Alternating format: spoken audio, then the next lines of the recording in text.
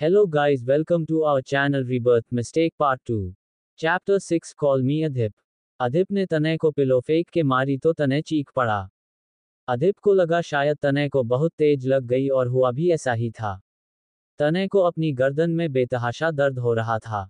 अधिप उसके पास आया तो तनय जल्दी से बोला, भाई डॉक्टर के पास ले चल, गई मेरी गर्दन।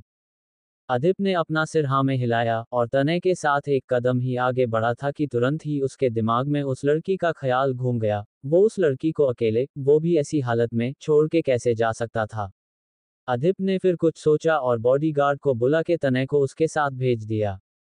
तारांकन। दूसरी तरफ जन्य रमेश जी की वाइफ को हॉस्पिटल में एडमिट करवा के सारी फॉर्मेटिल करके बाहर निकल रहा था कि एक लड़की उससे टकरा गई, जिससे उसके हाथ में पकड़ा फोन नीचे गिर गया और फोन खुल गया।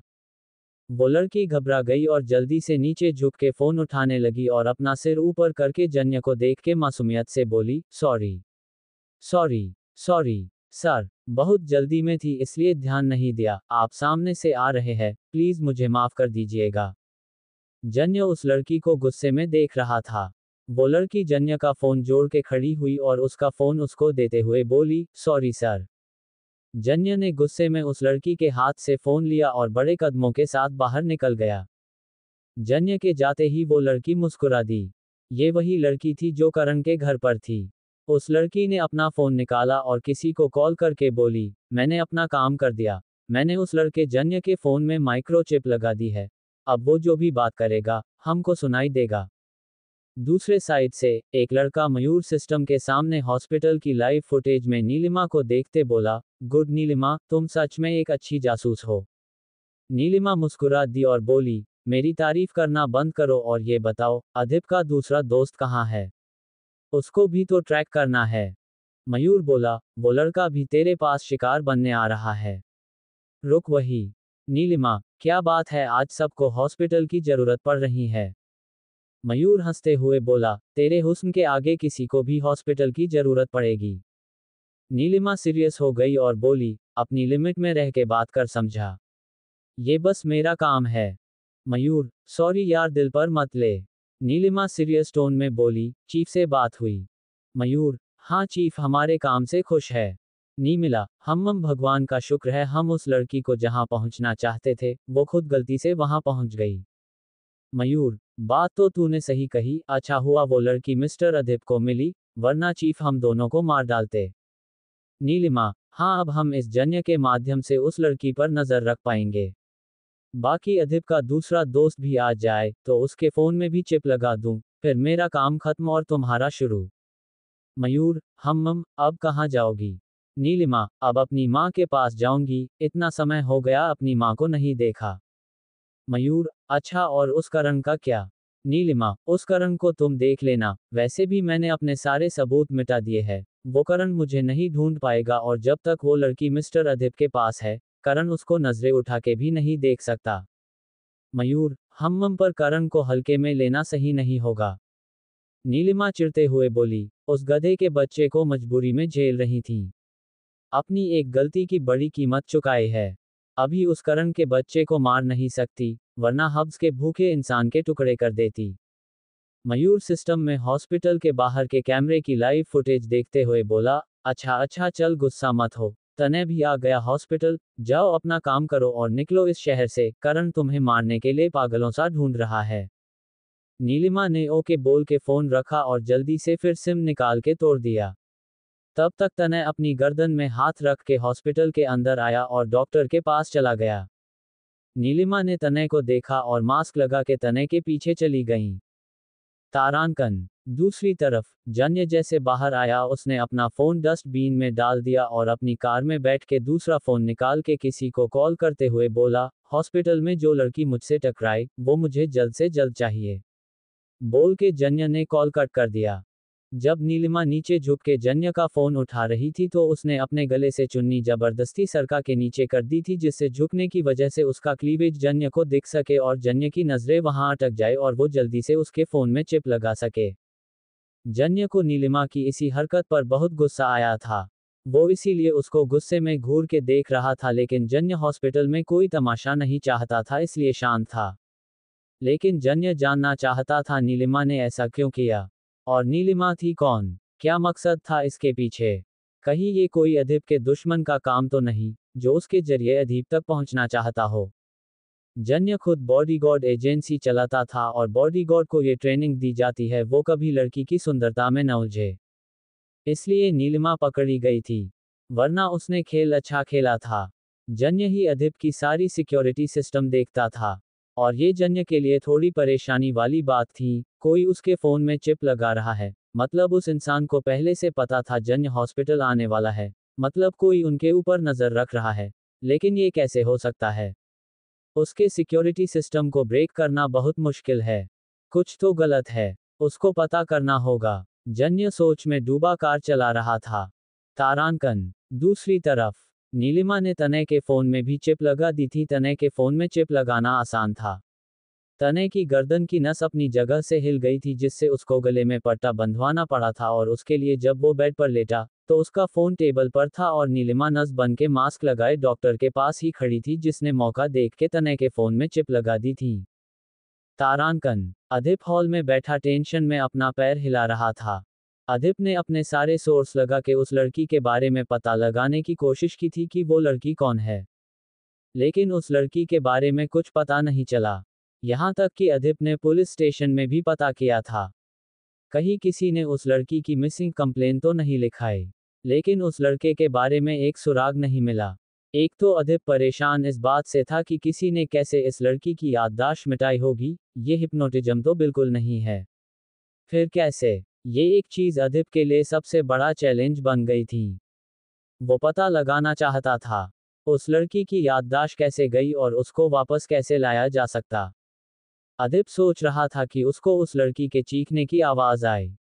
Okay okay okay. अदीप अपने ख्यालों से बाहर आया और उसको याद आया वो लड़की तो ऊपर है।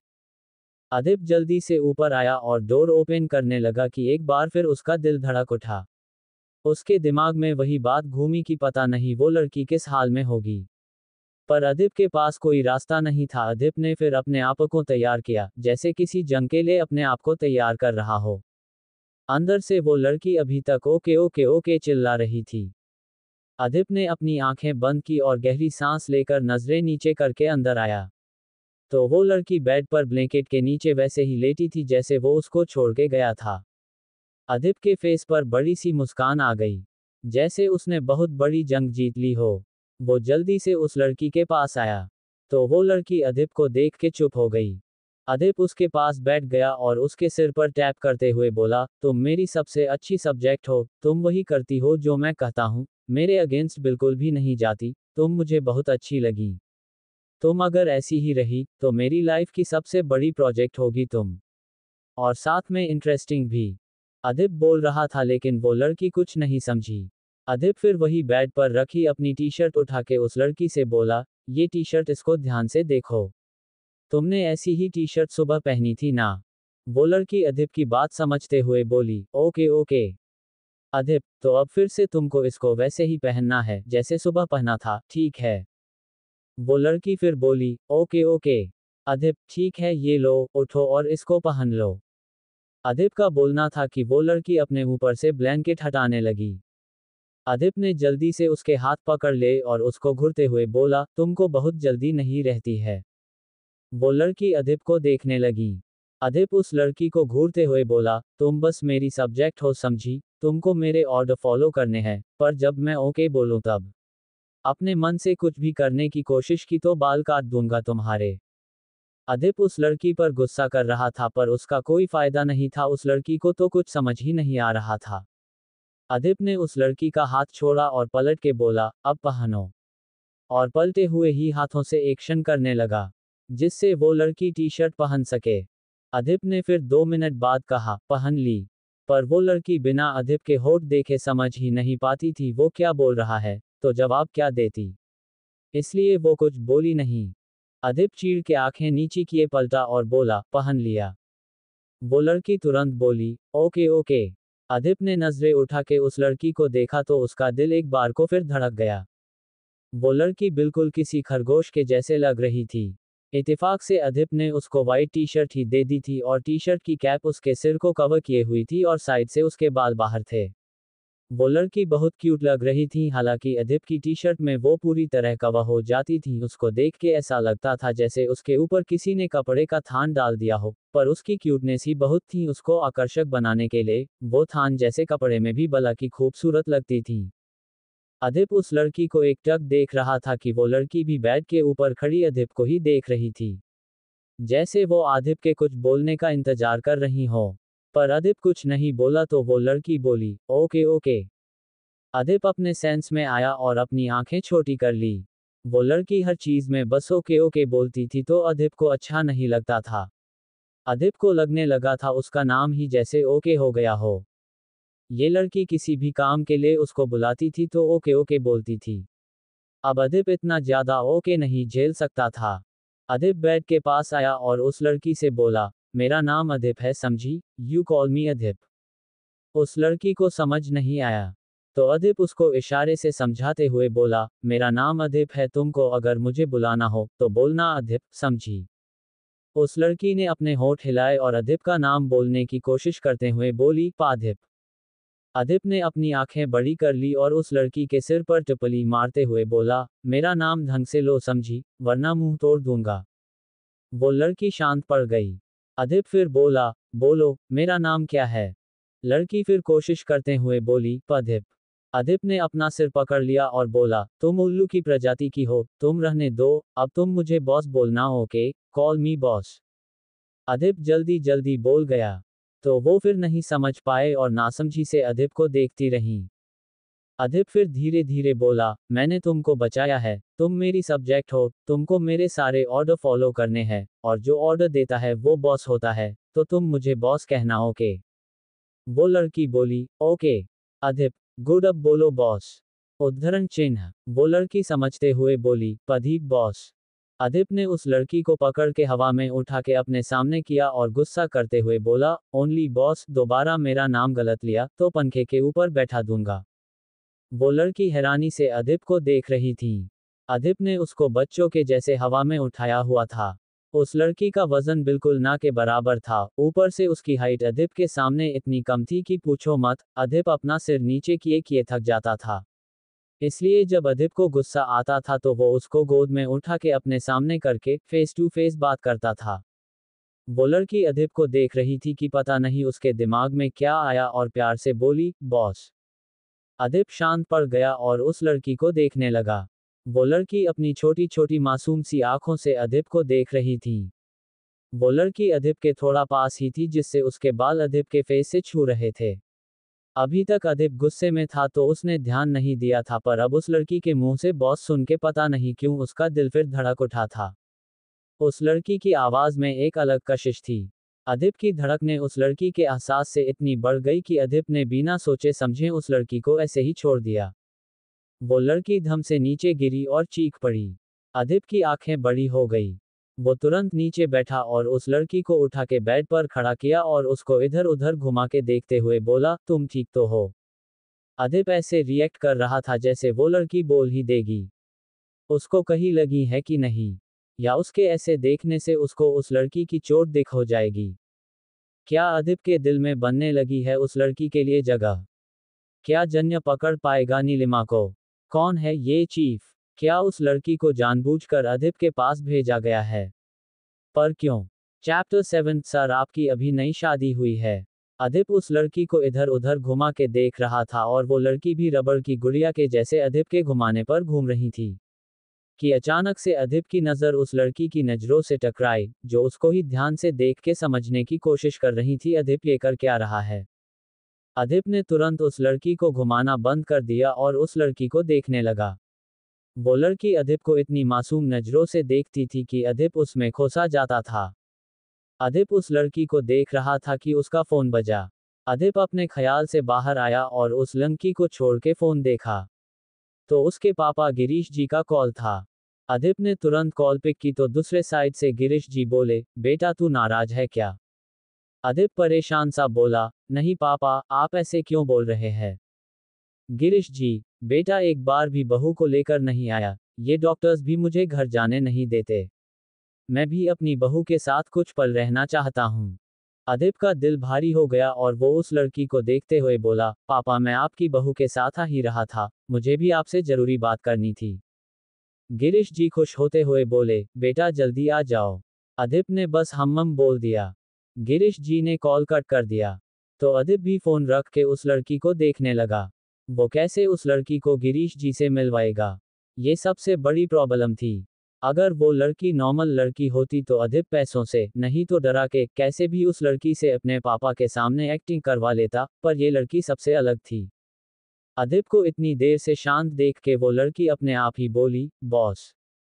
उस लड़की की मीठी सी आवाज में बॉस सुन के अदिप के मन से मानो कोई भार उतर गया हो। और अदिप अनजाने में ही मुस्कुरा उठा। वो लड़की भी जैसे अदिप मुस्कुरा रहा था वैसे अपने होठ फैला के मुस्कुराने लगी। उस लड़की को मुस्कुराता देख अदिप की धड़कन एक बार फिर तेज हो गई। अदिप ने तुरंत उस लड़की से नजरें हटा लीं और तेज आवाज में बोला, मुझे देखना और मुस्कुराना बंद करो। वो लड़की सीरियस हो गई। अदिप ने गहरी सांस ली और उस लड़की को खड़ा देख के हाथ से इशारा करते हुए बोला, बैठ जाओ। वो लड़की तुरंत बैठ गई। उस लड़की को तुरंत बात मानता देख अदिप के दिमाग में आइडिया आया और वो कुछ सोचते हुए बोला, पापा से तुमको कैसे मिलाऊं, वो तो समझ आ गया, पर उससे पहले तुम्हारा कुछ नाम रखना पड़ेगा। अदिप सोचते हुए इधर उधर घूम रहा था और वो लड़की बैठे हुए अदिप को इधर उधर नजरें करके देख रही थी। अदिप चलते हुए रुक गया और उसके जहन में उसके प्यार का नाम गूंज उठा, अदा। अदिप ने अपनी आंखें एक सेकंड को बंद कर लीं। अदिप की बंद आंखों के सामने एक 3 साल की बच्ची, जो बेड पर बेहोश ऑक्सीजन मास्क लगाए लेटी अपनी आखिरी सांसें ले रही थी। उसका चेहरा घूम गया। अदिप ने झट से अपनी आंखें खोल ली, उसकी आंखों में नमी और दिल में बेतहाशा दर्द था। अदिप के मुंह से एकाएक निकल पड़ा, अदा। वो लड़की भी अदिप के हिलते होठ देख के बोली, अदा। अदिप ने नजरें घुमा के उस लड़की की तरफ देखा, फिर कुछ सोच के अदिप उस लड़की के पास आया और बोला, आज से तुम्हारा नाम अदा है, पर याद रखना ये नाम तुम्हारे पास बस तब तक है, जब तक तुम्हारी याददाश्त वापस नहीं आ जाती। वो लड़की कुछ नहीं बोली, बोलती भी कैसे। अदिप फिर गुस्से में जल्दी जल्दी जो बोल गया था। अदिप ने उस लड़की का हाथ पकड़ के खड़ा किया और अपने साथ ले जाने लगा। वो लड़की भी चुपचाप अदिप के पीछे चलने लगी। अदिप उस लड़की को बंगले से बाहर लेकर आया। वैसे ही दूर एक ऊंची बिल्डिंग पर बैठा आदमी जो दूरबीन से अदा को देख रहा था, वो अदिप के साथ अदा की फोटो जूम करके निकालने लगा। अदिप ने अदा को कार में बैठाया और खुद ड्राइविंग सीट पर आके बैठ गया। अदिप के गाड़ी आगे बढ़ाते ही उसके आगे और पीछे बॉडीगार्ड्स की 4 से 5 गाड़ियां चलने लगीं। अदिप उस छोटी बच्ची की यादों में खोया हुआ ड्राइव कर रहा था कि अदा अपने पेट पर हाथ रख के बोली, बॉस। बॉस। अदिप अपने ख्यालों से बाहर आया और अदा की तरफ देखा तो उसको देखते ही वो समझ गया अदा को भूख लगी है। अदिप ने वही मार्केट में एक मॉल के बाहर गाड़ी रोकी और बाहर आके अदा को बाहर निकाला और आगे बढ़ गया। अदा भी उसके पीछे पीछे चल रही थी कि अदिप 2-4 कदम आगे ही बढ़ा था कि वहां खड़े 4 लड़के अदा को देख के कमेंट पास करने लगे। पहला लड़का अपने दोस्तों से अदा को देखते हुए बोला, ओ भाई देख उस लड़की को, अपने पापा की टी शर्ट पहने क्या लग रही है। हाय क्या मक्खन जैसे चिकने पैर है। दूसरा लड़का भी अदा के खुले पैर गंदी नजरों से देखते हुए बोला, इसके पैर इतने सुंदर है तो बाकी ये अंदर से कितनी सुंदर होगी। बाकी लड़के हंस दिए। अदिप के कदम उन लड़कों की बातें सुनकर रुक गए थे और अब वो उस छोटी बच्ची के ख्यालों से पूरी तरह बाहर आ चुका था। उनकी बातें सुन के अदिप की मुट्ठी गुस्से में कस गई थी। अदिप आगे था और अदा उसके पीछे, जिससे उन लड़कों को नहीं पता था अदा अकेली नहीं है। उन लड़कों में से एक और लड़के ने अदा पर ऊपर से नीचे तक गंदी नजरें घुमाते हुए कहा, लगता है गरीब घर से है। बेचारी के पास पहनने को चप्पल तक नहीं है, इतनी ठंड में नंगे पैर घूम रही हैं। लगता है किसी ने बस बदन ढकने को अपनी टी शर्ट दे दी। चलो हम उस लड़की की कुछ मदद कर देते हैं। चारों लड़के हंस दिए, उनका मदद करने से क्या मतलब था। अदिप बहुत अच्छे से समझता था। अदिप के रुकने से अदा भी रुक गई थी। अदिप गुस्से में लाल था, वहीं अदा को तो किसी चीज की समझ ही नहीं थी, वो तो बस ऊंचे से मॉल को नजरें उठा के देखने में बिजी थी।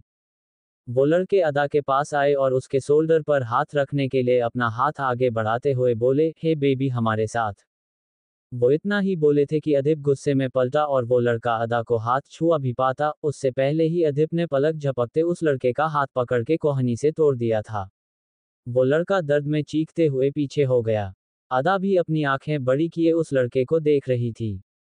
लेकिन ये सब इतनी जल्दी में हुआ कि वो बाकी के लड़के भी हैरान हो गए थे। लेकिन उनमें एक लड़का जो सबसे पहले अदा को देख के गंदे कमेंट्स पास कर रहा था वो अदिप को देख के बोला, तू बहुत हीरो बन रहा है, चल निकल, ज्यादा समाज सेवा करने का भूत सवार है, तो भूखों को खाना खिला जाके। थोड़ी बॉडी बना के क्या समझता है, हीरो बन जाएगा। हम तीन है समझा, तुझे मारने पर आए, तो तेरी माँ तेरी शक्ल नहीं पहचान पाएगी, वैसे भी शक्ल छुपा के घूम रहा है, निकल यहाँ से। बोलते हुए उस लड़के ने अदा को पकड़ने के लिए अपना हाथ आगे बढ़ाया। वैसे ही अदिप ने उस लड़के का हाथ पकड़ लिया और उसके हाथ को तोड़ते हुए भी उसको जरा देर नहीं लगी। वो लड़का भी दर्द से चिल्लाते हुए पीछे हो गया। बाकी के दो लड़के डर से अदिप को देख रहे थे। अदिप भी उन दोनों को आंख में अंगारे लिए देख रहा था। अदिप अपने पूरे फेस को मास्क से कवर किया हुआ था, इसलिए वो लड़के अदिप को भी कोई ऐसा वैसा ही समझ रहे थे। हालांकि अदिप की पर्सनैलिटी ही बहुत थी उसकी वहां मौजूदगी के लिए। और अब ये बात वो बाकी के लड़के अच्छे से समझ गए थे जो अपने दो दोस्तों को दर्द में तड़पते देख डर से अपने कदम पीछे ले रहे थे। अदिप फुर्ती से उनकी तरफ बढ़ा और अंधाधुन उनको मारना शुरू कर दिया। वहां पर लोगों की भीड़ इकट्ठा हो गई थी और अदिप अपनी बेल्ट से उन चारों की चमड़ी निकालने पर आ गया था, खासकर पैर की। अदिप के कानों में उन लड़कों की बातें गूंज रही थी कैसे वो अदा के पैर देख रहे थे। अदिप उन चारों को मार रहा था कि जन्य भीड़ के बीच से अदिप के पास आया और उसका हाथ पकड़ते हुए बोला, ये क्या कर रहा है, ये यही मर जाएंगे, छोड़ दे इन्हें। अदिप पर पागलपन सवार था, उसने जन्य को साइड में धक्का दिया और उन चारों को फिर मारने लगा। जन्य अदिप के पास आया और उसको पीछे से पकड़ के थोड़ा दूर खींच के ले जाते हुए बोला, पागल मत बन, छोड़ दे इन्हें, इनको बाद में देख लेंगे, देख ये बच्ची कितना डरी हुई खड़ी है। अदा का जिक्र आते ही अदिप शांत हो गया और अदा की तरफ देखा, तो वो डरी हुई खड़ी थी। अदिप ने तुरंत अपनी बैल फेंकी और अदा के पास आके उसको सीने से लगा लिया। अदा ने भी अदिप को कस के हक कर लिया।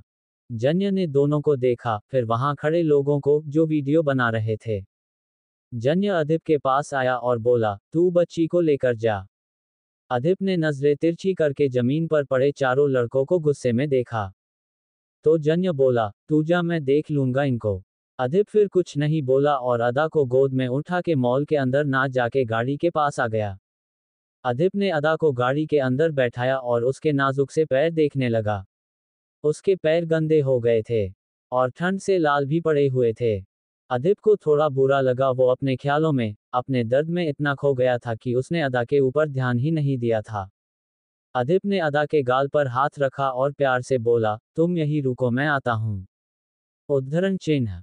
अदा ने तुरंत जवाब दिया, ओके बॉस। अदिप मुस्कुरा दिया और अदा के गाल पर प्यार से हाथ फेरते हुए बोला, सॉरी, और बाहर चला गया। अदिप ने गाड़ी लॉक की और बड़े कदमों के साथ मॉल के अंदर चला गया। अदिप अदा को अपने साथ इसलिए नहीं लाया था कि वो नहीं चाहता था अब कोई और अदा को ऐसे देखें। वो अदा को अपने ख्यालों में खोए हुए ऐसे ही ले आया था। वो भूल गया था अदा एक लड़की है, और अब वो किसी और की गंदी नजरें अदा पर बर्दाश्त भी नहीं कर सकता था। अदा इतनी क्यूट और सुंदर थी कि किसी की भी नज़र उसके ऊपर चली जाती थी और फिर उसके ऊपर से नजरें हटाना मुश्किल था। जब अदिप जैसा इंसान उससे नजरें नहीं हटा पाता था तो बाकी का तो कुछ कह ही नहीं सकते थे। अदिप जल्दी से लेडीज सेक्शन में आया लेकिन लड़कियों के इतने कपड़े देख के उसका सिर घूम गया। वो क्या ले अदा के लिए उसको कुछ समझ नहीं आ रहा था। आज से पहले उसने किसी लड़की के लिए एक रुमाल ना लिया, और लेता भी कैसे। उसकी लाइफ से लड़कियां कोसों दूर थी, वो तो अदा थी जो ना जाने कहां से उसके पास आ गई थी। वो तो बस उस छोटी बच्ची अदा को जानता था जो बचपन में ही दुनिया से जा चुकी थी। अदिप कंफ्यूजन में इधर उधर देख रहा था कि शॉप की एक लेडी अदिप की मदद के लिए आगे आई और बोली, हेलो सर, मैं आपकी क्या मदद कर सकती हूँ। अदिप ने उस लेडी को देखा और बोला, मुझे कपड़े लेने थे। वो लेडी बोली, सर आपको किसके लिए कपड़े लेने हैं बताए, तो मैं आपकी कुछ मदद कर सकती हूँ। अदिप के मुंह से एकाएक निकल गया, अपनी वाइफ के लिए। वो लेडी मुस्कुरा के बोली, ओके सर, इस साइट आइए, अभी हमारा न्यू कलेक्शन आया है। अदिप उस लेडी के पीछे चला गया। वो लेडी आगे बढ़ते हुए अदिप को कपड़े दिखा के बोली, सर क्या आप एक बार मैम का साइज बता देंगे। अदिप सोचने लगा। दुल्हन के जोड़े में तैयार अदा की एक छवि उसके जहन में घूम गई और वो बोला, स्मॉल। वो लेडी कुछ जोड़ी कपड़े निकाल के अदिप को दिखाते हुए बोली, सर ये टॉप ब्रांड के कपड़े हैं, इसका फैब्रिक बहुत ही अच्छा है, इसके ओनली 16 पीस है, ये आपको और कहीं नहीं मिलेंगे। अदिप को लड़कियों के कपड़ों का कोई अंदाजा नहीं था, इसलिए वो ऐसे ही बोल दिया, आपके स्टोर में जितने भी इस ब्रांड के स्मॉल साइज के कपड़े हो पैक कर दीजिए। वो लेडी हैरानी से बोली, सारे कपड़े सर। अदिप उस लेडी को देखते हुए बोला, जी प्लीज जल्दी करिए। उस लेडी ने ओके कहा और स्टोर की बाकी लड़कियों की मदद से जल्दी ही सारे कपड़े पैक करने लगी। अदिप फिर अदा के लिए सूज देखने लगा। अभी जब अदिप ने अदा के पैर पकड़े, तो अदिप को अंदाजा लग गया था अदा के पैर में सूज का क्या साइज आ सकता है।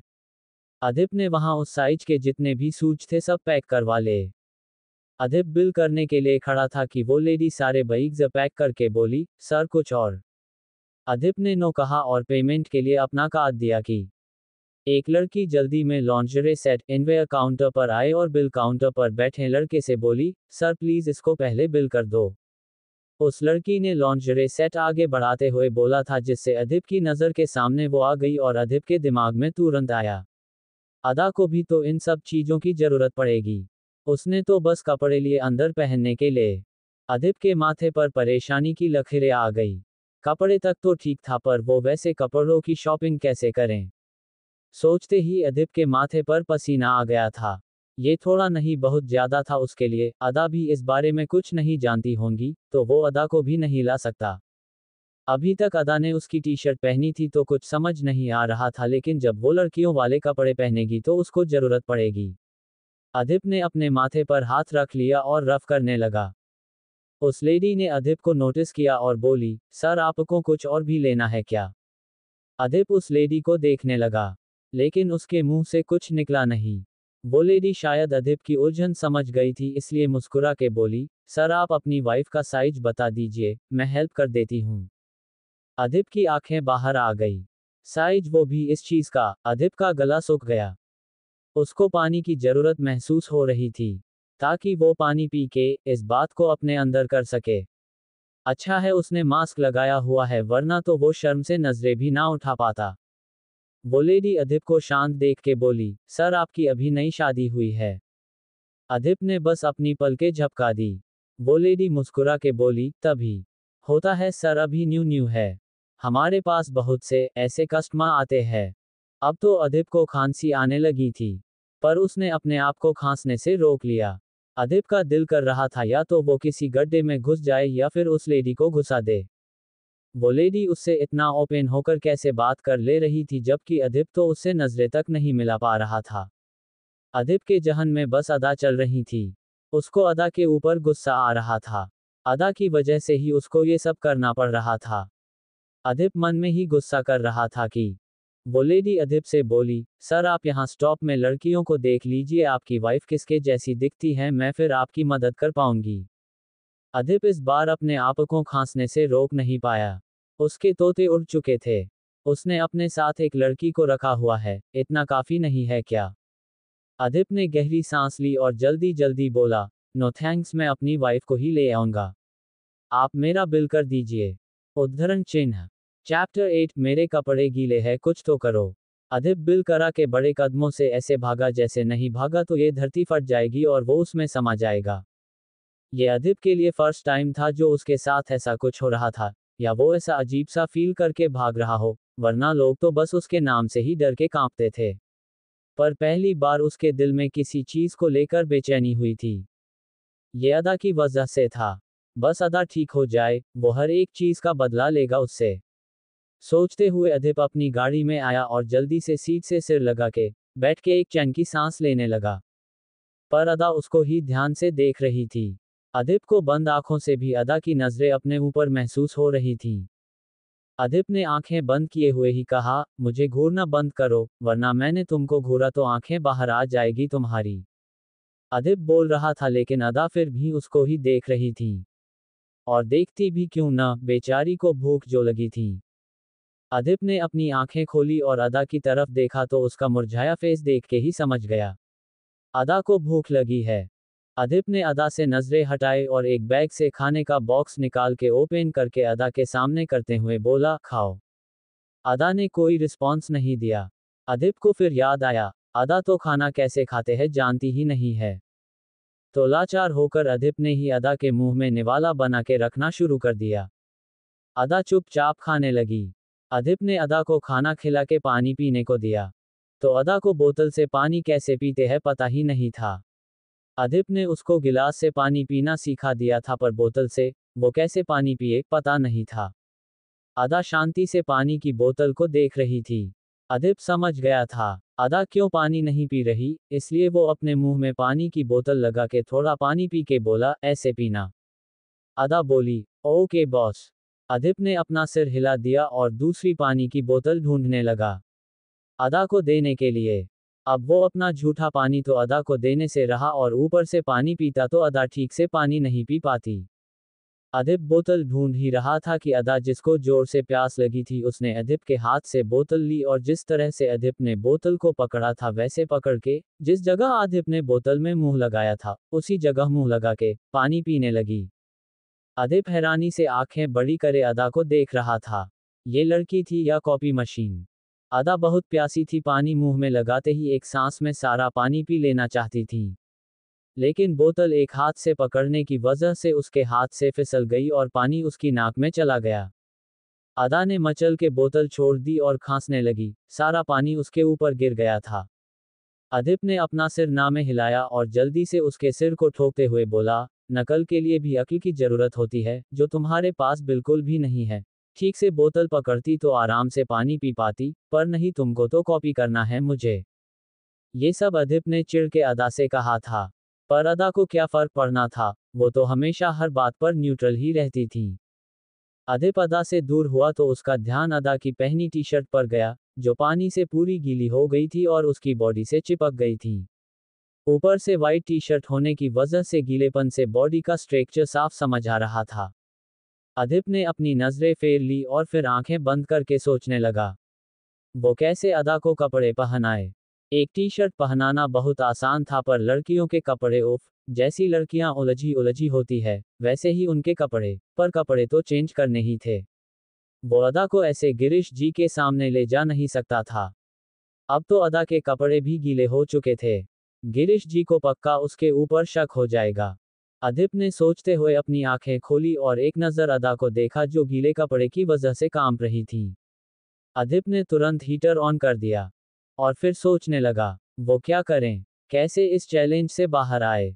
जब से अदा उसकी लाइफ में आई थी तब से उसकी लाइफ चैलेंजिंग बन गई थी और उसका सबसे बड़ा टास्क था अदा को कपड़े पहनाना। कभी कभी तो अदिप के दिल में आता था वो अदा को हाइड्रोलिक प्रेस में डाल के पीछा कर दे, फिर वो जैसे चाहे उसको कपड़े पहना सकता है। पर बेचारा अदिप ये भी नहीं कर सकता था, मजबूरी का मारा करता भी क्या।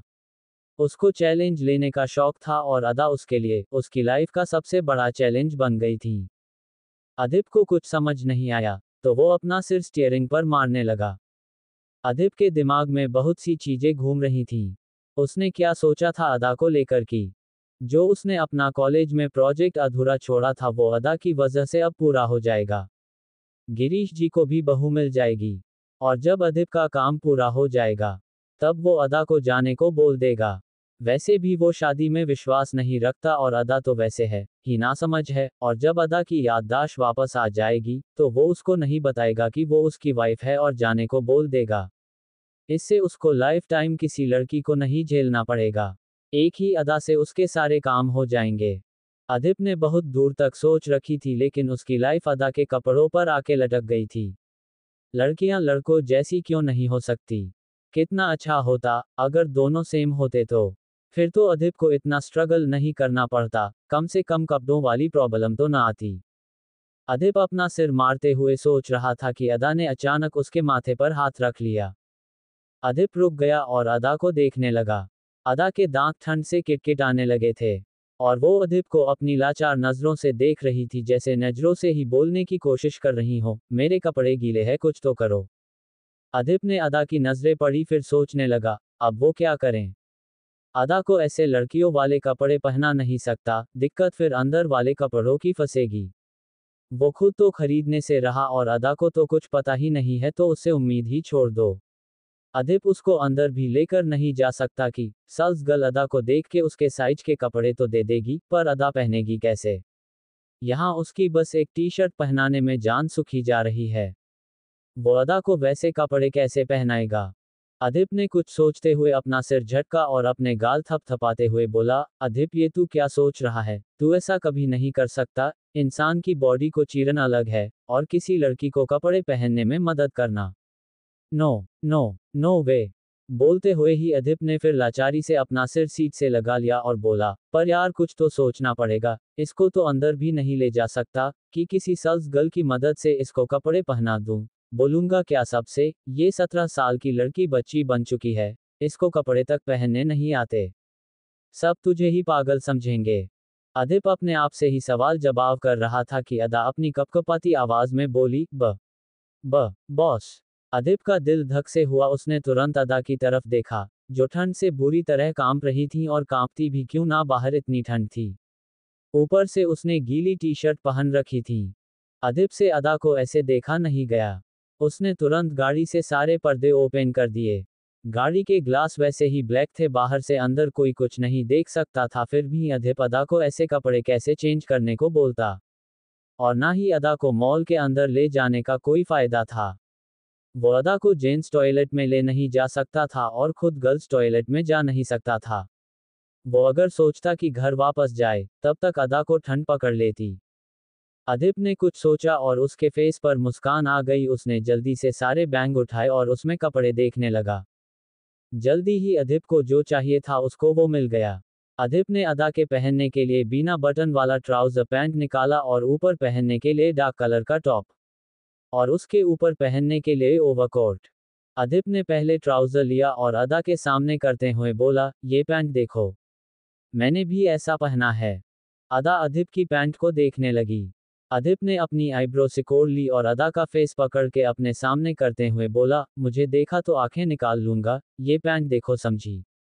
अक्ल की अंधी लड़की, इसको तुमको पहनना है, ये देखो, इसमें दोनों पैर डालो और ऊपर कर लो। बोल के अदिप ने ट्राउजर अदा को जैसे ही पकड़ाया, वैसे ही अदा अपनी टी शर्ट ऊपर करने लगी। अदिया की आंखें फिर बड़ी हो गई, उसने जल्दी से अदा का हाथ पकड़ लिया और उसको घूरते हुए बोला, तुम एक बार ठीक हो जाओ, जब तक तुमको अच्छे से पिट नहीं लूंगा ना, अपने पास से जाने नहीं दूंगा। अदा नासमझी से अदिप को देख रही थी। बेचारी, और कर भी क्या ही सकती थी, उसको खुद नहीं पता था वो किस गलती की वजह से अदिप की डांट खा रही थी। अदिप उसको घूरते हुए आगे बोला, जब मैं दूसरे साइड मुंह कर लूं, उसके बाद अपने कपड़े ऊपर किया करो समझी। अगर दोबारा गलती की तो केमिकल के डाल के रख दूंगा, फिर बस हड्डियां बचेंगी, जिनको कपड़ों की जरूरत नहीं पड़ती। अदिप बोल रहा था और इस बार भी अदा के पल्ले कुछ नहीं पड़ा। वो फिर से न्यूट्रल ही थी। अदिप बस अपने मन को शांत करने के लिए उस पर गुस्सा कर लेता था, बाकी जानता तो वो भी था अदा को घंटा कुछ समझ आना था। अदिप ने अपना गुस्सा निकाल के दूसरे साइड मुंह घुमाया और बोला, पहनो। पर अदा वैसे की वैसी ही उदासीन बनी बैठी रही। अदिप इतना कुछ बोल गया कि उसको ठीक से समझ नहीं आया। उसको आखिर ये कपड़े पहने कैसे है। ऊपर से ठंड से उसके हाथ कांप रहे थे, तो वो पैंट ठीक से पकड़ तक नहीं पा रही थी। 5 मिनट शांति के बाद अदिप बोला, पहन लिया। अदा ने तुरंत जवाब दिया, ओके बॉस। अदिप को लगा उसने किला फतह कर लिया। अब उसको अदा को कपड़े नहीं पहनाने पड़ेंगे। उसका आइडिया काम आया, सोचते हुए जैसे ही अदिप ने अदा की तरफ देखा, उसके जीते सारे किले ढेर हो गए। और वो गुस्से में अदा को देखते हुए बोला, तुमने ये पहना क्यों नहीं। अदा भी अदिप तरफ देखने लगी, लेकिन हमेशा की तरह कुछ बोली नहीं, पर उसकी आंखें सब बोल रही थीं कि उसको कुछ समझ नहीं आया। ऊपर से अदा का कपकपाना और बढ़ गया था। अदिप ने चीड़ के अदा के हाथ से ट्राउजर छीन लिया और बोला, आया के साथ साथ कपड़े वाला भी बना दो मुझे, तुम बस ठीक हो, तुम्हारी टांगे ही काट दूंगा। बोलते हुए गुस्से में अदिप अदा की तरफ झुके के उसका पैर पकड़ के ट्राउजर के अंदर डाल रहा था। और अदा अदिप को ही देख रही थी कि अचानक से अदिप का हाथ उसके पैर से छुआ और अदा खिलखिला के हंस दी। अदिप ने तुरंत सिर घुमा के अदा को देखा, जो बस हंसे जा रही थी। अदिप फिर उसकी हंसी में खो गया था। अभी तक अदिप का हाथ अदा के पैर को छू रहा था जिससे अदा को गुदगुदी हो रही थी और वो हंस रही थी। हंसते हंसते अदा ने अपने पेट में हाथ रख लिया और दूसरे हाथ से अदिप के हाथ पर मारने लगी। अदिप ने अपने हाथ पर ध्यान दिया तो उसका हाथ अदा की थाई को छू रहा था। अदिप झेप गया और उसने तुरंत ट्राउजर वही छोड़ दिया और अपनी सीट पर आंखें भींच के बैठ गया। उसकी धड़कनें तेज थी। वो अदा के ऊपर गुस्सा करते हुए उसको ट्राउजर पहना रहा था और उसी वजह से इस बार वो भूल गया कि अदा एक लड़की है। और अदा की स्किन भी बहुत सेंसिटिव थी कि उसको जरा से टच से ही गुदगुदी होती थी। अदा अभी तक हंस रही थी और अदिप अपनी आंखें भींचे बैठा था। अदा की हंसी उसकी धड़कनें बढ़ा रही थी। चैप्टर 9 मैं तुमको छू नहीं सकता। अदिप आंखें भींचे बैठा था और अदा बस हंसे जा रही थी। अदिप की धड़कनें उसकी हंसी सुन के और बढ़ रही थी। उसको रह रह के उसका अदा को छूना याद आ रहा था। अदिप ने अपनी धड़कनें बर्दाश्त नहीं हुई तो वो चिल्लाते हुए बोला, शट अप यू इडियट। अदा एकदम से शांत पड़ गई और अदिप को देखने लगी। अदिप भी उसको घूरते हुए बोला, क्या खी लगा रखा है, खुद इतनी बड़ी हो गई हो, कपड़े तक पहनने नहीं आते, मैं मदद कर रहा हूँ तो हंस रही हो मेरे ऊपर। तुमको ना मुझे घर लाना ही नहीं चाहिए था, ना ही तुम्हारा इलाज करने का सोचना चाहिए था, क्योंकि तुम तो हो कि एक लड़की जिसका दिमाग तो पहले से ही खराब होता है। मैं कितना भी सुधार लूं, दिमाग वही का वही रहेगा। ये तुम्हारे लड़की होने के जीन्स में ही है। अदिप गुस्सा कर रहा था और इस बार अदा की आंखों में आंसू आ गए, क्योंकि अदिप की आंखें बड़ी और आवाज जरूरत से ज्यादा तेज थी। अदिप अदा की आंखों में आंसू देख के शांत हो गया और फिर अपना हाथ स्टीयरिंग पर मारते हुए बोला, यार ये क्या मुसीबत है। अदा चौंक गई। अदिप ने उसकी तरफ देखा और बोला, यार प्लीज ये लड़कियों जैसे रोना धोना मत करो, तुम एक सब्जेक्ट हो और मैं सच में तुम्हारे ऊपर रिसर्च करना चाहता हूँ। तुम्हारे लिए मैं कोई मेड नहीं रख सकता। मुझे लड़कियां और उनके ये नखरे समझ नहीं आते, तुम्हारे लिए मेड रखूंगा तो वो तुमको लड़कियों जैसी बना देगी, पर मैं चाहता हूँ तुम जब तक मेरे साथ हो मेरे जैसी बन के रहो, एकदम रफ एंड टफ। ये आंसू क्या होते हैं तुमको पता भी ना हो। कोई कुछ बोले तो सीधा मुंह तोड़ दो। कुछ भी करने से पहले अंजाम की चिंता मत करो। जैसे मैंने डिसाइड किया तुम्हारे ऊपर रिसर्च करूंगा, तुम्हारी याददाश्त वापस लाऊंगा, वैसे ही तुम भी बनो। और जिस दिन मेरी रिसर्च पूरी हो गई तुम जा सकती हो, जैसे चाहो वैसे जिंदगी जियो, मुझे तुमसे कोई लेना देना नहीं है। लेकिन जब तक तुम मेरे साथ हो, तुम मेरा प्रोजेक्ट हो, मेरी सब्जेक्ट हो, तुमको मेरे तरीके से रहना होगा। इसलिए थोड़ा समझने की कोशिश करो, ये सारे काम तुमको खुद ही करने होंगे। सब सीखना पड़ेगा तुमको। मैं बस तुमको दूर से बता सकता हूँ, मैं तुमको छू नहीं सकता। हमारी भले शादी हुई हो पर हमारा कोई रिश्ता नहीं है। सिर्फ मैं तुम्हारा बॉस हूं और तुम मेरी सब्जेक्ट, नथिंग एल्स। अदिप बस बोल रहा था और अदा आंखों में आंसू लिए कपकपाते हुए अदिप को देख रही थी। अदिप की कही हर बात वो समझने की कोशिश कर रही थी, पर उसके बस के बाहर था इतना सब एक साथ समझना। अदिप ने गहरी सांस ली और अदा को शोल्डर से पकड़ के उसकी आंखों में देखते हुए बोला, दोबारा रोना मत, लड़कियां इतनी भी कमजोर नहीं होती कि वो हर बात पर रोए। ये बस दिमाग का खेल है, तुम नॉन वर्बल कम्युनिकेशन की वजह से रो रही हो। जैसे छोटे बच्चे करते हैं, बोल नहीं पाते तो रो के अपनी बात सामने वाले को समझाते हैं।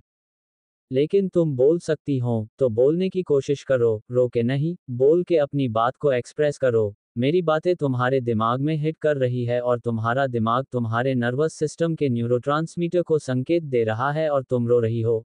अपने दिमाग को शांत रखोगी तो रोना नहीं आएगा। रोना अच्छी बात है, उससे पता चलता है तुम्हारा मानसिक स्वास्थ्य ठीक है, पर हर बात पर रो देना ये कमजोरी की निशानी है। तुमको फिजिकली और मेंटली दोनों तरह से स्ट्रांग बनना है, समझी। तुम मेरे साथ हो तो कमजोर नहीं हो सकती। इसलिए रोने से अच्छा बोलने की कोशिश करो। 2 बार गलत होगा, तीसरी बार तुम शब्दों को जोड़ के खुद बोलना सीख जाओगी। फिर तुमको इन आंसुओं का सहारा नहीं लेना पड़ेगा। अदिप अदा को ज्ञान की गोली पिला रहा था पर आधी गोली उसके सिर के ऊपर से जा रही थी। अदा ने रोना बंद कर दिया और कपकपाती आवाज में बोली, ओके बॉस। अदिप भी शांत हो गया और उसको समझ आया वो कहाँ माथा फोड़ रहा है। अदिप ने लाचारी से अपना फिर झटका और बोला, तुमको अभी कुछ समझ नहीं आएगा, जानते हुए भी मैं तुम्हारे ऊपर टाइम वेस्ट कर रहा हूँ। अदा ने अपने न्यूट्रल फेस के साथ अदिप को देखा और उसका हाथ पकड़ के हिलाते हुए बोली, बॉस। अदिप अदा को देखने लगा। अदा मासूम सा फेस लिए उसको उम्मीद भरी नजरों से देख रही थी। अदिप अदा की नजरें पढ़ना सीख चुका था। उसको समझ आ गया था अदा को अब बहुत ठंड लग रही है। अदिप ने गहरी सांस ली और फिर अदा की तरफ झुक के उसके दूसरे पैर को पैंट के अंदर डालते हुए बोला, आज पहली और आखिरी बार तुमको पैंट पहनने में मदद कर रहा हूं। अच्छे से देख लो कैसे पहनी है, आज के बाद तुम अपने हाथों से पहनोगी। अदा ध्यान से अदिप के होठों को देख रही थी। अदिप की बात को समझ के अदा बोल पड़ी, ओके बॉस। अदिप ने गहरी सांस ली और अदा के पैरों में उसके हाथ ना छुए ऐसे कोशिश करते हुए उसके पैर को बस एड़ी से पकड़ के पैर पैंट ने डाल के पैंट को घुटने तक ले आया और फिर सोचने लगा अब कैसे पैंट ऊपर करे। अदिप ने 2 मिनट सोचा फिर अदा को पकड़ के खड़ा कर दिया। अदा का सिर गाड़ी के टॉप से लगने लगा। तो अदिप ने अपना सिर ना में हिला के अदा को थोड़ा नीचे को झुका दिया और बोला, अभी मैं आंखें बंद करूंगा, तब तुम बस यहां तक। अदिप ने अदा की कमर पर उंगली दिखाते हुए कहा, बस यहां तक अपनी टी शर्ट ऊपर करना ओके। अदा ने कहा, ओके बॉस। अदिप ने गहरी सांस लेकर आंखें बंद की जैसे किसी जंग के लिए अपने आप को तैयार कर रहा हो। अदिप ने पैंट को दोनों साइड से खींच के पकड़ लिया और बोला, टी शर्ट ऊपर करो। अदा ने जैसे अदिप ने बताया वैसे टी शर्ट ऊपर की तो अदिप पैंट को ऊपर ले गया और कमर पर लाके पैंट को छोड़ दिया। पैंट लास्टिक वाला था, वो कस के अदा की कमर पर जाके लगा। अदा दर्द से चीख पड़ी। अदिप ने तुरंत अपनी आंखें खोल लीं। तो अदा की आंखों में फिर दर्द से आंसू आ गए थे। अदिप को भी समझ आ गया था वो अदा को टच ना करें, इसलिए उसने लास्टिक को कुछ ज्यादा ही खींच दिया और जब कमर पर लाके अदिप ने पैंट को छोड़ा तो अदा को जोर से लगी। पर वो कुछ नहीं कर सकता था। वो अदा को आराम से पैंट तो कतई नहीं पहना सकता। वो अदा की हेल्प ही कर रहा था, यही बहुत बड़ी बात थी। अदिप ने अपनी गलती की कोई सफाई देना जरूरी नहीं समझा और ना ही अदा को जिस जगह लगी वो देखना जरूरी समझा। अदिप ने अदा का हाथ पकड़ के फिर से सीट पर बैठा दिया और बोला, तुमने 2 बार टी शर्ट पहनी है, अब तुमको टी शर्ट पहनना आ गया है, तो मैं तुम्हारी टी शर्ट काट देता हूं, तुम ये टी शर्ट पहन लेना ओके। अदा का दर्द अब कुछ कम हो गया था, वो अपनी नॉर्मल मासूम सी आवाज में बोली, ओके बॉस। अदिप ने डॉक्टर किट से कैंची निकाल के अपनी आंखें बंद की और अंदाजे से ऊपर से टी शर्ट काट दी, फिर अदा से बोला, टी शर्ट पहनो। उद्धरण चिन्ह। अदा ने भी टी शर्ट पहन ली और अदिप का हाथ हिला के बोली, ओके बॉस। अदिप ने अपनी आंखें खोली और अदा को देखा। तो देखता रह गया। अदा black T shirt black pant में भला की खूबसूरत लग रही थी। ब्लैक कलर में उसका रंग रूप और निखर के बाहर आ रहा था। टी शर्ट पहनने में उसके गुंगराले बाल उसके फेस पर आ गए थे, जिससे वो और क्यूट किसी गुड़िया के जैसी लग रही थी। अदिप के हाथ अपने आप अदा के बालों की तरफ बढ़ गए। अदिप अदा को देखते हुए उसके बाल कान के पीछे करने लगा। अदा शांति से अदिप को देख रही थी। अदिप की फीलिंग्स इस टाइम कुछ अलग थी, लेकिन अदा तो उदासीन थी जिसके अंदर फीलिंग्स का फ भी नहीं था। अदिप बस एकटक अदा की मासूमियत, उसकी झील सी गहरी आंखों में बस खोया हुआ था, वो सब भूल चुका था। उसको अभी कितना गुस्सा आ रहा था, ये सोचते हुए कि उसको अदा की वजह से ना जाने अपनी कितनी टी शर्ट काटनी पड़ेगी। अदिप की नजरें फिर अदा के कपकपाते होठों पर चली गई। हल्के गुलाबी मुलायम होठ जो बस कांप रहे थे। बोलना तो बहुत कुछ चाहते थे पर शब्दों की कमी थी। अदिप का दिल इस कदर धड़कने लगा कि वो अपने होश में ही ना रहा। उसने अपने आंखें बंद कर लीं और अदा के होठों को छूने के लिए उसकी तरफ बढ़ गया। अदा बस उदासीनता से अदिप को देख रही थी। अदीप बस अदा के होठों को छूने ही वाला था कि गाड़ी की विंडो पर नॉक हुआ। अदिप ने झट से आंखें खोल ली, उसको ऐसा लगा जैसे उसको किसी ने गहरी नींद से झंझोर के उठा दिया हो। अदिप तुरंत अदा से दूर हो गया। उसको इस बात का एहसास था कि वो अभी अदा को किस करने जा रहा था। सोचते हुए ही अदिप गुस्से में दहाड़ पड़ा। अदा भी डर गई। अदिप की आवाज इतनी तेज थी कि आवाज बाहर तक गई और बाहर खड़ा जन्य परेशान होते हुए फिर विंडो पर नॉक करके बोला, अदिप आई यू ओके, क्या हुआ? अदिप ने अपने आप को नॉर्मल किया और विंडो से पर्दे हटा के विंडो का ग्लास नीचे किया और जन्य से बोला, आई एम ओके। अदिप ने बोल तो दिया था लेकिन जन्य उसकी लाल आंखें देख के समझ गया था कुछ तो हुआ है।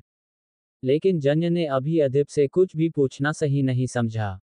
उसने अदा को देखा तो वो भी डरी हुई बैठी थी। जन्य ने आराम से कहा, बच्ची डरी हुई है। अदिप ने एक नज़र अदा को देखा, फिर अपना सिर हाँ में हिला दिया।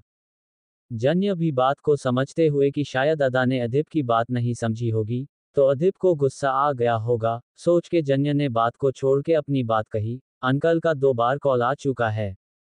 अदिप बोला, हम चलो। जन्य ने ओके कहा और वहां से अपनी बाइक की तरफ चला गया।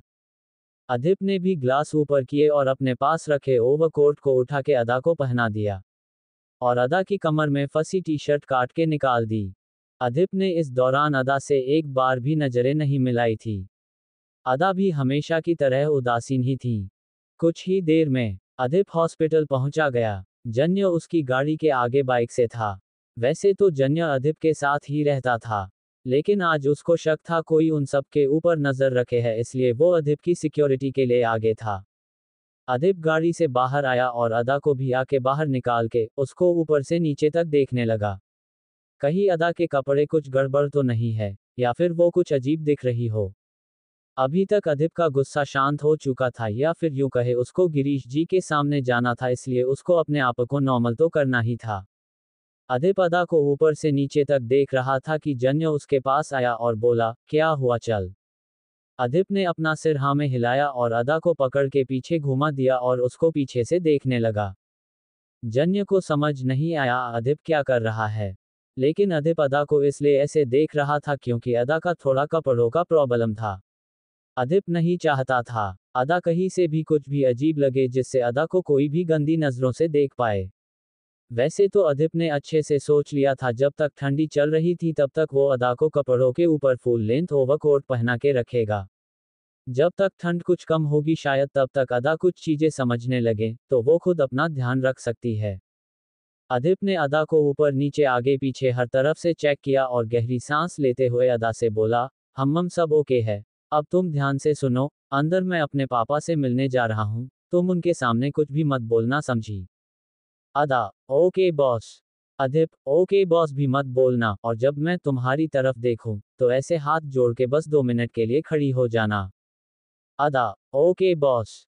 उद्धरण चिन्ह। अदिप, ओके तो बोल रही हो, पर समझ आया मैंने क्या बोला। अदा, ओके बॉस। अदिप ने अपना सिर पीट लिया। जन्य अदिप को देख के मुस्कुरा दिया। तो अदिप जन्य को गुस्से में देखते हुए बोला, इसको तुझे ही देखना है, ये कुछ बोली तो मुंह तेरा टूटेगा। जन्य ने अपनी आंखें बड़ी कर ली। तो अदिप अंदर की तरफ जाते हुए जन्य से बोला, इसको लेकर आओ। जन्य ने अपना सिर ना में हिलाया और अदा से बोला, बच्ची चलो।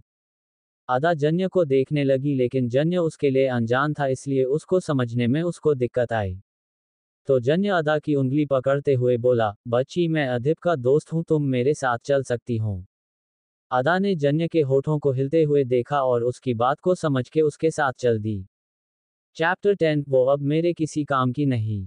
अदिप गिरीश जी के रूम में आया, तो गिरीश जी ऑक्सीजन मास्क लगाए आंखें बंद करके लेटे थे। अदिप उनके पास जाके बैठ गया और उनका हाथ पकड़ के अपने हाथों के बीच रखते हुए बोला, पापा। गिरीश जी ने अपनी आंखें खोल ली और अदिप को देख के मुस्कुरा दिए।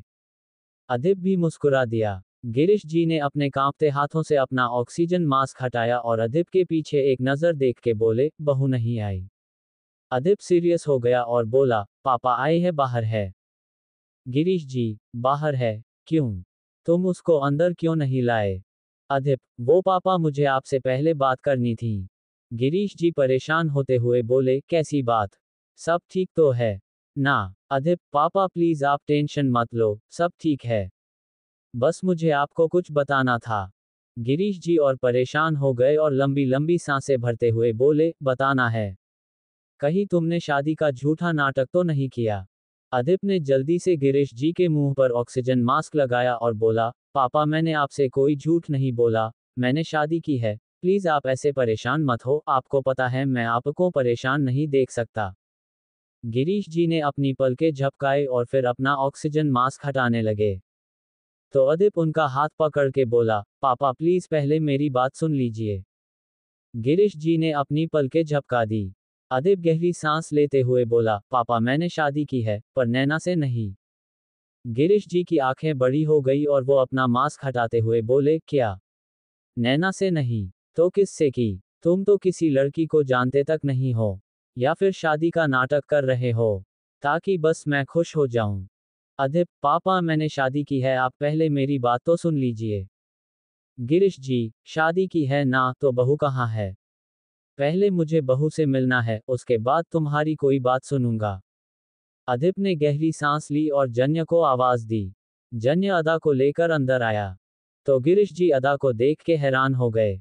गिरीश जी ने अदा को देखा, फिर गुस्से में अदिप को देखते हुए बोले, तुम ऐसे झूठ बोलोगे, मुझे उम्मीद नहीं थी।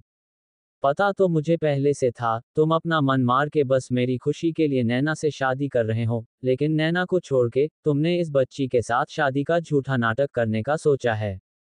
अदिप ने अपनी आंखें एक सेकंड को बंद की और बोला, पापा मैंने इस लड़की से ही शादी की है, और मैं कोई झूठ नहीं बोल रहा, कल घूंघट के नीचे ये लड़की थी। गिरीश जी हैरान हो गए और फिर अदा को देखने लगे। अदा एकदम स्टैचू बनी किसी गुड़िया के जैसे लग रही थी, जिसके फेस पर ना कोई एक्सप्रेशन थे, ना पलकें झपक रही थी। गिरीश जी ने अदा को हाथ के इशारे से अपने पास बुलाया। तो जन्य, जो अदा के पास खड़ा था, उसको हाथ पकड़ के गिरीश जी के पास ले आया। गिरीश जी अदा को देखते हुए बोले, बेटा क्या तुमने अदिप के साथ शादी की है? क्या इस शादी के लिए तुम्हारे माँ पापा तैयार थे? कहीं अदिप ने कोई जबरदस्ती तो नहीं की? अदा को गिरीश जी की एक बात समझ नहीं आई। गिरीश जी अटक अटक के बोल रहे थे, जिससे अदा का कुछ भी समझ पाना मुश्किल था। अदिप ने तुरंत अदा की तरफ देखा, कहीं अदा कुछ बोल ना दे। अदा ने भी नासमझी से अदिप की तरफ देखा। तो दोनों की नजरें टकरा गई। दोनों की नजरें मिलते ही अदा को याद आया, अदिप ने उससे क्या कहा था। अदा ने तुरंत अपने हाथ जोड़ लिए। गिरीश जी और परेशान हो गए और गुस्से में अदिप को देखते हुए बोले, ये बच्ची हाथ क्यों जोड़ रही है? अदिप ने अदा को घूर के देखा और अपने मन में बोला, ये मुझे मरवा के दम लेगी। कब हाथ जोड़ने हैं, ये भी ठीक से नहीं समझ सकती। ऐसे तो ये मेरी प्रॉब्लम और बढ़ा देगी। गिरीश जी फिर अदिप से बोले, अदिप तुमने झूठ बोला मुझसे, तुमने इस बच्ची को डराया। अदिप ने गुस्से में अदा को देखा, फिर गिरीश जी से बोला, पापा आप गलत समझ रहे हैं। ये अदा है। ये बोल नहीं सकती, इसलिए आपको हाथ जोड़ के नमस्ते कर रही है। गिरीश जी की आंखें बड़ी हो गई। जन्य भी अदा नाम सुन के हैरानी से अदिप को देख रहा था। अदिप ने फिर जन्य की तरफ देखा और आंखों के इशारे से अदा को बाहर ले जाने को कहा। जन्य तुरंत अदा को लेकर बाहर चला गया। अदिप नहीं चाहता था अब अदा की वजह से कोई भी दिक्कत आए, वरना गिरीश जी को समझाना भारी पड़ जाएगा। गिरीश जी भी शौक में थे, एक तो अदा का नाम, दूसरा वो गूंगी। गिरीश जी कुछ समझ नहीं पा रहे थे। अदिप ने फिर गिरीश जी का हाथ पकड़ लिया और बोले, पापा नैना किसी और से प्यार करती थी। गिरीश जी को शौक पर शौक लग रहे थे। अदिप आगे बोला, मुझे पता चला तो मैं कैसे 3 लोगों की लाइफ खराब करता, इसलिए मैंने नैना को जाने दिया। गिरीश जी की आंखों में गुस्सा उतर आया और वो बोले, जब मैंने नैना से पूछा था तो उसने शादी के लिए हाँ क्यों कही? मैंने इसलिए उससे एक नहीं 10 बार पूछा था, बेटा अगर तुमको ये शादी नहीं करनी तो मना कर दो। अदिप, छोड़िए पापा, शायद उसके ऊपर घर वालों का दबाव होगा। गिरीश जी, नहीं छोड़ सकता, मुझे हर चीज बर्दाश्त है, पर कोई मेरे बेटे, मेरी इज्जत से खिलवाड़ करे, मैं सह नहीं सकता। इतने सालों में मैंने बस पैसा नहीं, इज्जत भी कमाई है। मुझे नैना के पापा से मिलना है। अदिप, पापा प्लीज, मैंने नैना को माफ कर दिया, आप भी कर दीजिए, नैना की वजह से मुझे अदा मिली है। गिरीश जी शांत पड़ गए और अदिप को देखने लगे और एक हताश भरी आवाज में बोले, मैं तुझे कभी कुछ नहीं दे पाया, सोचा था एक प्यारी से बहू ले आऊंगा, जो मेरे जाने के बाद तुझे संभाल लेगी। अदिप की पकड़ गिरीश जी के हाथों पर कस गई और वो भारी आवाज में बोला, आप कहीं नहीं जा रहे हैं। गिरीश जी मुस्कुरा दिए और बोले, जाना तो सबको है, ये मुझसे अच्छे से तू जानता है, पर बेटा बाप हूं तुम्हारा, सब समझता हूं तुमने उस गूंगी लड़की से शादी क्यों की। अदिप गिरीश जी को देखने लगा। गिरीश जी अदिप के गाल में अपना कपकपाता हाथ रखते हुए बोले, उसका भी नाम अदा है, इसलिए तुझे अदा की याद आ गई ना, पर बेटा तू अदा को भूल क्यों नहीं जाता? वो अब इस दुनिया में नहीं है। उसको गुजरे 14 साल हो चुके। तूने बस मेरी खुशी के लिए एक गूंगी लड़की से शादी कर ली। अदिप ने अपनी आंखें एक सेकंड को बंद कर ली और बोला, पापा, शादी तो करनी ही थी, पर मैंने अदा से शादी उसके नाम की वजह से नहीं की। अदा को मैं पहले से जानता हूं, इसलिए मैंने उससे शादी की। गिरीश जी हैरानी से बोले, तुम अदा को पहले से जानते हो कैसे? अधिप, पापा अदा तनय की दूर की कजन सिस्टर है, मैं अदा से तनय की पार्टी में मिला था। गिरीश जी, पर बेटा वो बहुत छोटी है, मुझे तो लगता है वो अभी 18 साल की भी नहीं होगी। अधिप, पापा अदा के पेरेंट्स नहीं रहे हैं और अदा के सगे फैमिली मेंबर उसकी जिम्मेदारी उठाने को तैयार नहीं थे। कल जब नैना गई तो मेरी मुलाकात अदा से हुई, जो अपने फैमिली मेंबर से बच के भाग रही थी। मैंने उससे पूछा क्या वो मुझसे शादी करेगी, तो उसने हाँ कर दी।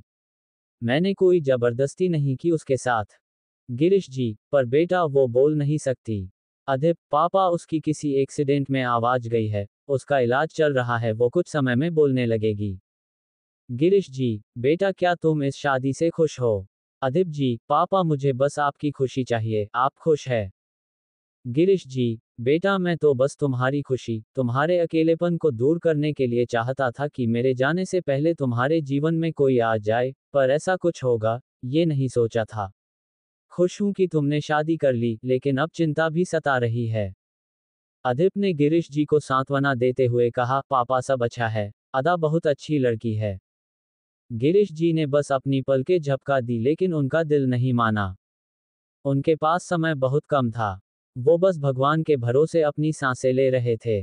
और वो चाहते थे कि उनके जाने से पहले अधिप की शादी किसी ऐसी लड़की से हो, जो अधिप को संभाल ले, उसके दिल में जो खालीपन है, उसको भर दे। पर अदा को देख के उनकी सारी उम्मीद, सारे ख्वाब टूट से गए थे। वो छोटी बच्ची क्या ही संभालेगी अधिप को? गिरीश जी अधिप के गुस्से को अच्छे से जानते थे।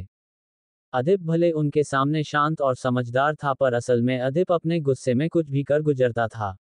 अधिप को ना अपनी जान की चिंता रहती थी, ना वो सामने वाली की चिंता करता था। नैना को वो बहुत टाइम से जानते थे। नैना समझदार और सुलझी लड़की थी। उन्होंने सोचा था नैना से अधिप की शादी हो गई तो नैना अपने प्यार से अधिप के गुस्से को कम कर देगी, पर अब पता नहीं क्या ही होगा। तारांकन। जन्य अदा को लेकर बाहर आया, वैसे ही उसके फोन में किसी का कॉल आ गया। जन्य ने अपना फोन देखा तो उसके एक्सप्रेशन चेंज हो गए। उसने अदा को थोड़ी दूर पर रखी बेंच पर बैठाया और बोला, बच्ची यहाँ से उठना मत। और दूसरे साइड जाके कॉल पर बात करने लगा। अदा बेंच पर बैठी थी कि एक बूढ़ी औरत अदा के बगल में आके बैठ गई और बोली, कैसी हो? अदा उस औरत को देखने लगी। अदा को बोलना नहीं आता था तो वो जवाब नहीं दे पाए। उस औरत ने अदा के कंधे पर हाथ रख लिया और गंदे तरीके से रफ करते हुए बोली, इतने टाइम बाद तुमको अपने इतने पास देख के बड़ा सुकून मिल रहा है। अदा चुपचाप बैठी थी, उसको कुछ समझ नहीं थी वो बूढ़ी औरत उसको कैसे छू रही है। उस बूढ़ी औरत ने अपना हाथ अदा के घुटने के पास रख लिया और धीरे धीरे उसके पैर को सहराते हुए ऊपर की तरफ बढ़ाने लगी कि अधिप रूम से बाहर आया। अधिप ने उस औरत और अदा के पास बैठे देख के ही आंखें छोटी कर ली। पर जैसे ही अधिप की नजर उस औरत के हाथ पर गई, अधिप का खून खौल उठा। अधिप जल्दी से भाग के अदा के पास आया और अदा का हाथ पकड़ के झटके से अपनी तरफ खींच लिया। अदा अधिप के सीने से आके चिपक गई। वो औरत भी चौंक गई। अधिप उस औरत को अपनी लाल पड़ी आंखों से देख रहा था। अधिप उस औरत को मार देना चाहता था, लेकिन वो बहुत बुरी थी। वो बूढ़ी औरत भी खड़ी हुई और अपनी मरी आवाज में बोली, बेटा ये तुम्हारी बीवी है। अधिप गुस्से में आग उगलते हुए बोला, हाँ। बूढ़ी औरत बोली, बेटा बहुत सुंदर है, पर कुछ बोलती नहीं है। बीमार है क्या? अधिप आग उगलते हुए बोला, आप अपने से मतलब रखिए, वरना जिस कब्र में आप लटकी है उसमें धक्का देते समय नहीं लेगा मुझे। वो बूढ़ी औरत अजीब सा मुंह बनाते हुए बोली, बेटा ये कैसी बातें कर रहे हो? मैं तो बस इस बच्ची से उसका नाम पूछ रही थी। मैं यहाँ अपने बेटे को देखने आई थी, इस बच्ची को अकेले बैठे देखा तो बस इससे पूछने आ गई। सब ठीक तो है? अधिप गुस्से में बौखलाया हुआ बोला, अपने बेटे को देखने आए हैं तो बेटे तक ही रहिए, वरना ना आप बेचेंगी ना आपका बेटा। तब तक जन्य भी वहां आ गया और अधिप से बोला, क्या हुआ? अधिप ने जन्य को ऐसे देखा जैसे अभी जन्य के टुकड़े कर देगा। जन्य थोड़ा डर सा गया और बोला, मैं वो इम्पोर्टेंट कॉल आ गया था। कुछ हुआ क्या? अधिप ने जन्य को गुस्से में देखते हुए कहा, दोबारा अगर ऐसी गलती हुई तो भूल जाऊंगा तुम मेरे दोस्त हो। बोल के अधिप अदा को साइड हक किए बाहर ले गया। जन्य को पूरी बात तो नहीं पता थी, लेकिन वो इतना समझ गया था कुछ बहुत गलत हुआ है, वरना अधिप उससे ऐसे बात नहीं करता। तभी उसकी नज़र उस बूढ़ी औरत पर गई। जन्य उसको घूर के देखने लगा। उस बूढ़ी औरत ने जन्य को देखते हुए कहा, आजकल के बच्चे अपने बड़ों से बात तक करना भूल गए हैं। बोल के वो औरत पलट के अपनी छड़ी ले धीरे धीरे आगे बढ़ गई। जन्य ने अपना सिर झटका और वो अधिप के पीछे भाग गया। वो बूढ़ी औरत कुछ दूर लंगड़ाते हुए चल के आए और फिर अपनी पीठ सीधी करके छड़ी साइड फेंकी, फिर अपनी पहनी साड़ी हटा दी, तो साड़ी के नीचे पैंट शर्ट पहने एक आदमी था। उस आदमी ने उस बूढ़ी औरत का पहना मास्क भी हटा के फेंक दिया, स्टाइल से ब्लैक कलर का चश्मा अपनी आंखों में लगाया और अपने कान में लगाए ईयरफोन में बोला, हॉस्पिटल के सारे सीसीटीवी फुटेज हटा दो। उद्धरण चिन्ह। दूसरे साइड से वो लड़का मयूर बोला, ओके चीफ। वो आदमी चीफ बोला, लड़की पर अपनी पेनी नजरें रखना, मुझे हर एक सेकंड की अपडेट चाहिए। मयूर, ओके चीफ, पर एक प्रॉब्लम है। चीफ, बोलो। मयूर, चीफ अदिप के घर के बाहर तो मैंने मिनी ड्रोन लगा रखे हैं, पर घर के अंदर की सिक्योरिटी बहुत हाई है। मेरी ड्रोन चिड़ियां अदिप के टेरेस के ऊपर तक नहीं जा पा रही, टेरेस पर जाते ही सिग्नल लास्ट हो रहा है। तो अंदर जाना या विंडो के पास जाना नामुमकिन है। हम बस दूर से नजर रख सकते हैं। उसके घर के अंदर क्या हो रहा है ये हम नहीं देख सकते। चीफ, तो किसी इंसान को भेजो, मुझे अंदर तक की खबर चाहिए। मयूर, चीफ मैं कोशिश कर रहा हूं, पर ऐसा कोई नहीं मिल रहा जो अदिप को धोखा दे। चीफ, कोई तो होगा घर का भेदी, पैसों का लालच दो। मयूर, चीफ मैं कोशिश कर रहा हूं। चीफ, मुझे जल्द ही रिजल्ट चाहिए। मयूर, ओके चीफ, पर एक बैड न्यूज है। चीफ, क्या? मयूर, चीफ नीलिमा अदिप के दोस्त जन्य के हाथ लग गई। चीफ, तो इसमें बैड क्या है, मार दो उसे, वो अब मेरे किसी काम की नहीं। मयूर, ओके चीफ। कौन है ये चीफ? क्यों ये औरत का भेष बना के अदा से मिला? क्या जन्य बचा पाएगा नीलिमा को? या हाथ आया सबूत निकल जाएगा जन्य के हाथों से?